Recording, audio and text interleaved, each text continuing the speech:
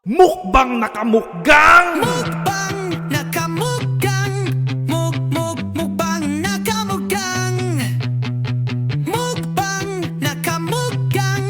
Mukbang nakamukbang. Sama-sama sabay-sabay. Mukbang nakamukbang! Ito na mga kamukgang, matitikman na ng mga content creators ng Victoria ang ating lechon belly kamukgang. Mukbang na kamukgang! Ito tayo ngayon sa bahay, no? At in-invite natin yung ating mga tropa, mga kamukgang natin na mga content creators ng Victoria. Walang iba kundi si SK Renz Kamukgang! Hello mga kabarangay! Siyempre, ang ating taga-Victoria, walang iba kundi si Bray Kamukgang. Ay, mga taga-Victoria! At siyempre, ang probinsyanong alibot. Hello, kakabsat! Tayo manganin! At siyempre, si Solomon. Hello kamukgang! So, ang setup natin, kamukga nga yung gabi na to, maitanong sila. So, nag-ready ako ng mga questions about sa content creation, guys. So, as a content creator, syempre, marami dyan mga malilit na creators, kagaya ko, no, na mga small content creators na aspiring, na gustong magsimulang mag-content. At itong vlog namin ay inaalay namin sa inyo, kamukga. So, habang nag-mukbang kami, question and answer, at syempre yung ating magandang Yes naman. magandang may bahay ang magpapaikot ng question. So, guys, pwede tayo kumain. Ay, pwede pala. Panginoon, maraming salamat po sa biyayang ipinagkaloob niyo ngayong gabi, Lord God. Basbasan niyo po ito upang maging lakas ng aming pangangatawan at magamit namin What pang-araw-araw. happened to this Maraming cheese? salamat. In Jesus we What kind of pray. cheese is this? Amen. Gango, El Solido, El Kualitat Kamukgang! Bang nakamukgang!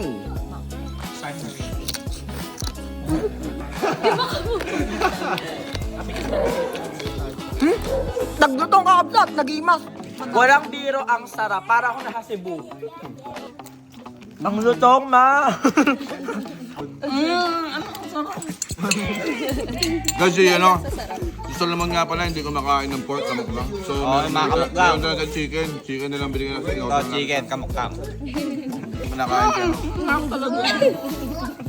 Solido, El Qualitat. Sobrang lutong. Grabe. El Solido, El Qualitat, mga kamukdang. Quality.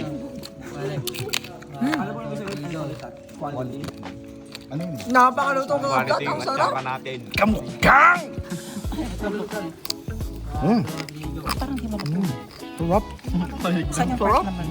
Bakit importante ang patience bilang bagong creator? Meron ka ba nun? Importante ang patience bilang content creator kasi walang hospital kung walang patience. Wala, sa akin yung tinanong, wala nga akong pasensya. Bakit okay lang mag-pause minsan? Okay lang mag-pause minsan kasi hindi ka naman machine. So, kailangan mo rin magpahinga para i-recharge yung utak mo, ganyan. Para makapag-isip ka ng mas maganda at quality na content para sa mas magandang output na kakalabasan. Anong pinaka-unfair expectation sa sarili mo na dapat mong bitawan?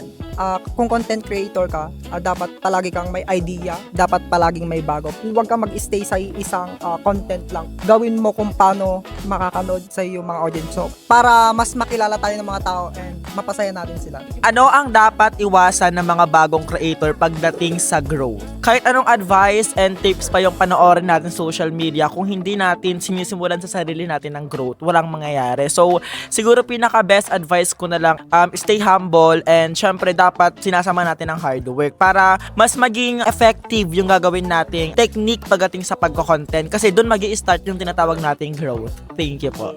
Ano ang pinaka natutunan mo sa mga flop videos mo?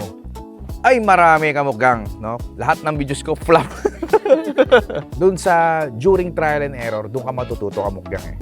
So kaya kailangan, tama nga yung sinasabi ng aspiring content creators na kasama natin, no? Tuloy-tuloy lang natin yung pagpo-post. So no matter what, kung mag-flop man yan or magkaroon man ng views yan, pero at the end of the day, pasalamat na lang tayo kasi pinapanood na tayo yung content natin. Sabi nga pag nag-post tayo, huwag natin isipin kagad na, uy, maraming views to. Huwag ka na lang mag-expect.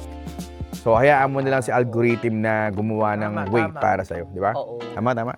Minsan ngayon hindi mo na-expect na magba-viral, siya pa yung magba-viral eh, diba? Talagang Diba? So, yun. Bakit hindi mo dapat i-base sa gamit o equipment ng pagko-content?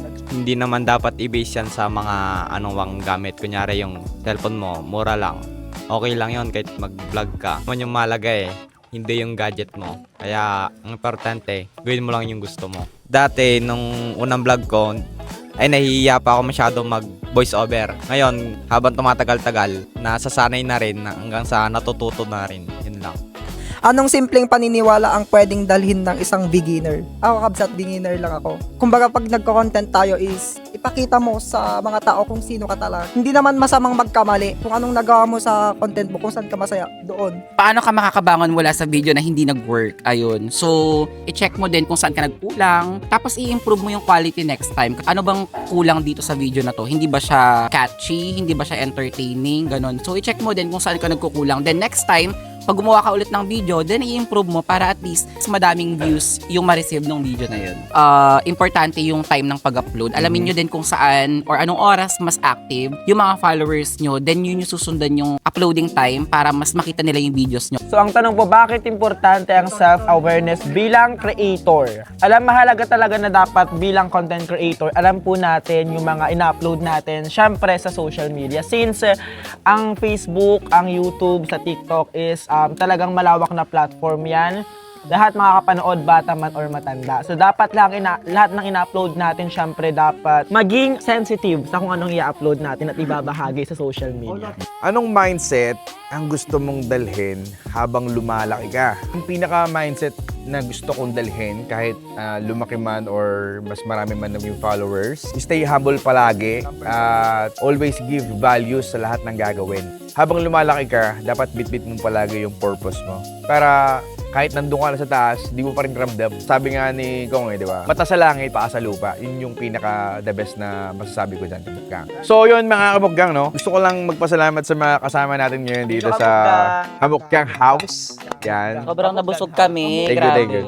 Ay, nag-enjoy kami sa food. Ang sarap ng food natin talaga. Grabe. Ang lakit na to kanina, diba? Tapos naman sobrang... Tsaka pinakamahalaga doon, welcome tayo sa kanilang bahay. Mansyon, no? Welcome lahat, diba?